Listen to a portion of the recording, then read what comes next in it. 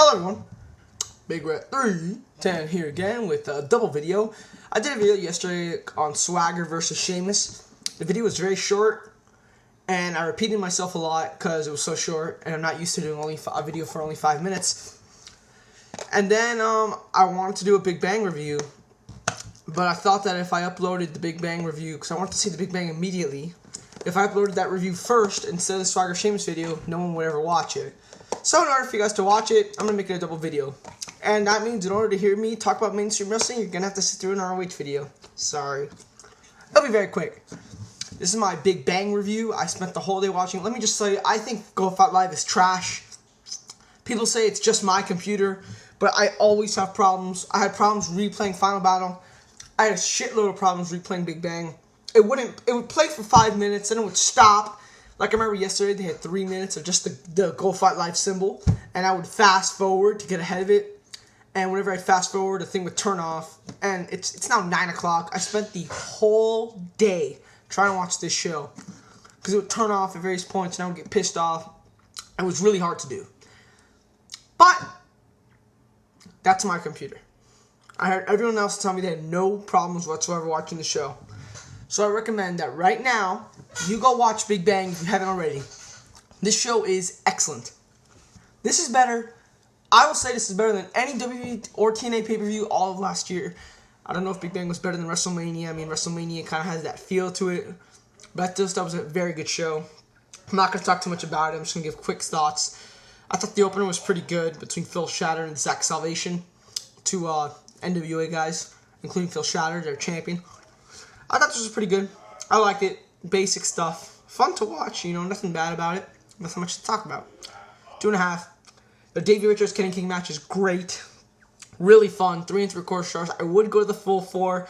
Just Kenny King's just a little botchy. I mean, I know I really like the guy. I'm a big fan of him. He's one of the reasons. He's one of the first ROH wrestlers to really impress me and get me to trust this company. But he is botchy. Kofi Kingston's pretty botchy too, by the way. All of his botches were in his kicks. I'm not trying to be racist or discriminatory, but a lot of black wrestlers do use their feet. Kofi does a Trouble in Paradise. MVP does the drive-by kick. Shelton Benjamin does his spin-around kick. Kenny King does a kick. Booker T does the scissors kick. It's not meant to be racist at all. It's just the truth. Unfortunately, Kenny King botches his kicks a lot, and it kind of hurt the match for me. But I still thought it was pretty good. 3 3/4 stars. The Daniels return, you all know about it. That he's from now on ROH. Great return. I think you all should see it. I marked out, even though I knew it would happen, and I still marked out just because of when it happened, when the music hit. It's all perfect. What was next? The Necro Butcher match I actually liked. I personally think this feud is garbage. Necro Butcher versus the Embassy. It's always the second or third match on every Ring of Honor show, and they're never very good. Exceptions. His match with Jimmy Rave was amazing. In my opinion, that's Necro Butcher's best ROH match ever. And the tag match at 8th Anniversary show was pretty good. But every other match has just only been okay or bad. I thought this was better than most. It's still the basic stuff. This isn't it's the exact same match that they had at the SoCal Showdown. And they didn't follow the storyline progression rule. They went from that match at SoCal Showdown to a tag match with Joey Ryan and Eddie Kingston in another brawl.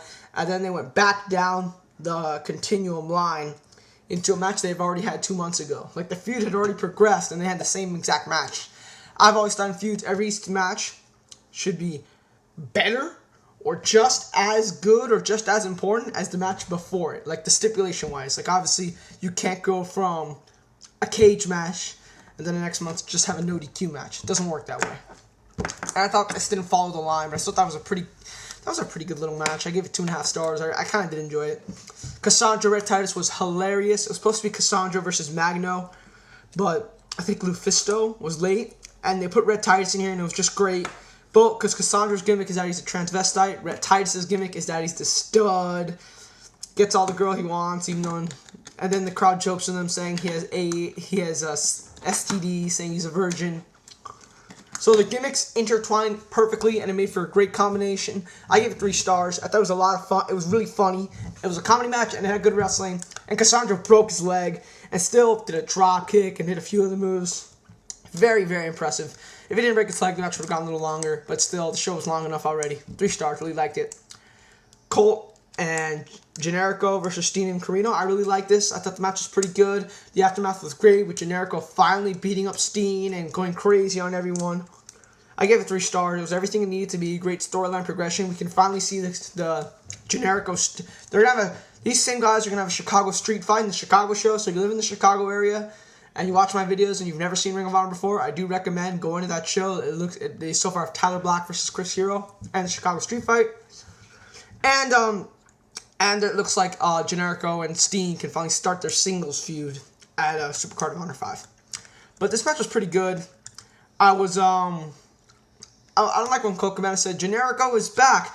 When has Generico ever been a badass? I mean, he's always really kind of been that guy who just kind of stood behind Kevin Steen, got his shots, but he was kind of always like a comedy wrestler in a way of just most of his matches. When has he ever really been a badass, like saying Generico is back?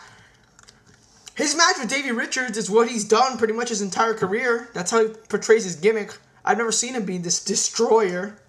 So that made no sense to me at all. But I still liked it. I still gave it 3 stars. Kings of Wrestling versus Briscoes. This was great. 4 1/4. I actually like their match in Final Battle better. This match is long as shit. This match is like 33 minutes. And they peaked too early with a great spot that I will not ruin. But I do like their match in Final Battle a little more. Final Battle 2006.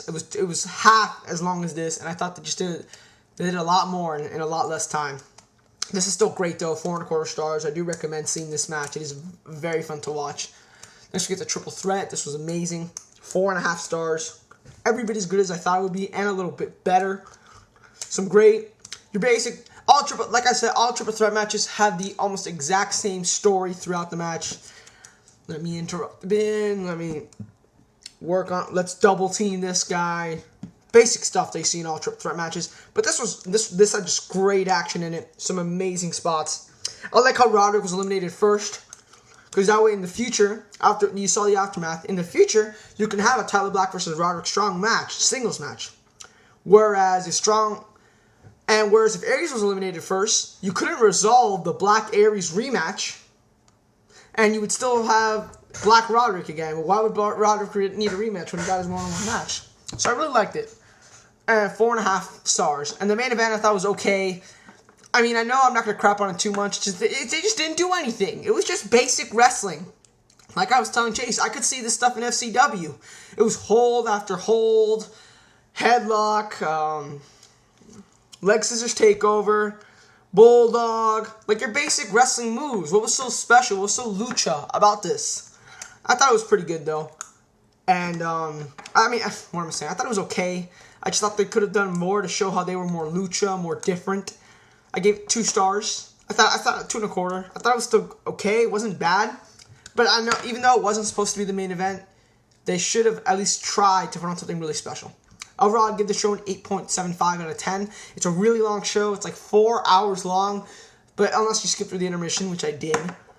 The Davey Kenny King match is really good. The Triple Threat's awesome. The tag match is awesome. I liked every match in some way. Except I thought the main event was the worst match of the night. Let me just say that. But there was nothing I hated about each match. I think each match was everything it was supposed to be. 8.75 out of 10. And for a 4-hour show, it's really easy to sit through. Except maybe until the Triple Threat match where the crowd was dying out. Very, very, very, very good show. I definitely recommend paying the $15. Do not download this. Do not stream this. If anything, buy the DVD. But the DVD would be more expensive. So please buy this. It's only $15. If you can spend, I spent $40 on garbage WWE pay-per-views. I've spent $30 on horrific TNA pay-per-views. You could spend $15 on this and you won't be disappointed. 8.75 out of 10. Swagger vs. Sheamus really quickly. I like it. People like to... Okay, for Sheamus, the thing is he didn't really do anything before he won the title.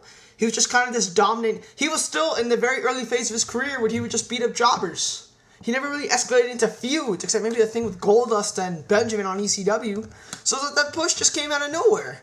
Whereas Swagger, he kind of has a track record. He won the ECW title, which is something. He had the matches with Cena. He had the thing on Raw, and the Money in the Bank. So throughout their entire career, Swagger has actually done some things. Not saying he deserves them more than others, but... For instance, if Swagger would have been pushed instead of Sheamus, I wouldn't have had a problem with it. Because Swagger at least has done something and had credible wins in some way. had been on pay-per-views, unlike Sheamus. So, it wasn't really like, because the thing that really got me on Sheamus was not only was the build weak, don't get me wrong, the build for Swagger was worse to win the title, but the track record for Swagger is a lot better than the track record for Sheamus. On Swagger's very first night as champion, they made him look somewhat dominant, giving Edge and Generico the jackknife powerbomb, doing the state of address. He looked really good. Sheamus didn't do that until the Raw before Elimination Chamber. They spent a long time not doing anything with Sheamus, making him look like a bitch, afraid of the champion he took the title of. Or Swagger in his first night, like openly said, I'm not afraid of either of you. Bring it on. You know, I really liked it. I really hope the rumors aren't true, that Edge is just going to beat Swagger to continue the Jericho-Edge feud. I think Swagger deserves a lot more than that. I'm pretty sure, hopefully I'm right, and that he's just going to win the triple threat. And if he does, it will escalate him very well. Because Sheamus didn't not get his first pay-per-view win as champion cleanly. DQ. So overall, that's all I want to say. Order the Big Bang. I'm Megris 10. I'm not going to